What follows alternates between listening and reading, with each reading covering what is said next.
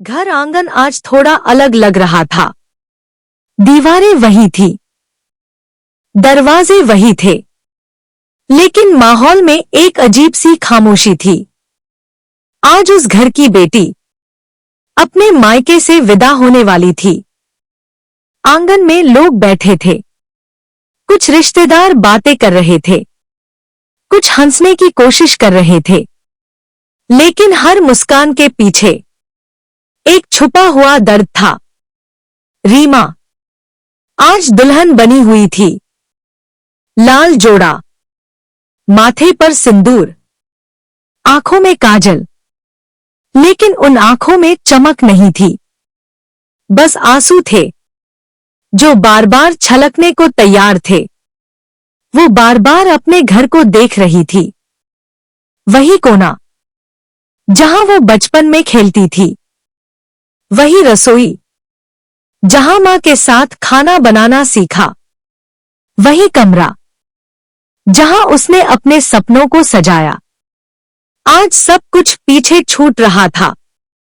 उसकी मां बार बार उसे गले लगा रही थी, जैसे हर बार ये सोच रही हो शायद ये आखिरी बार हो।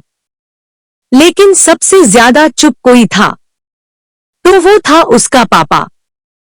वो थोड़ी दूर खड़े थे, सबको देख रहे थे, लेकिन उनकी आंखें सिर्फ अपनी बेटी को देख रही थी। रीमा ने धीरे धीरे अपने पापा की तरफ कदम बढ़ाए, और जैसे ही उनके पास पहुंची, वो खुद को रोक नहीं पाई। पापा, बस इतना ही कहा, और फूट फूट कर रो पड़ी। उसके पापा ने उसे कसकर गले लगा लिया, जैसे वो उसे कभी छोड़ना ही नहीं चाहते थे।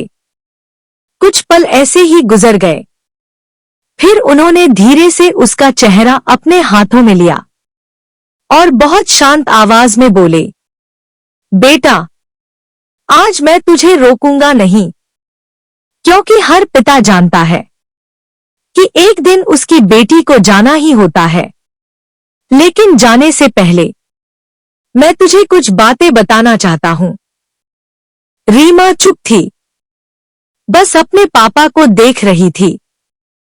पापा बोले, सबसे पहले खुद को कभी खो मत देना।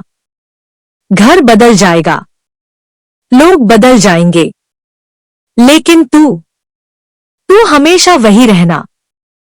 हर किसी को खुश रखने की कोशिश करना, लेकिन अपनी खुशी की कीमत पर नहीं।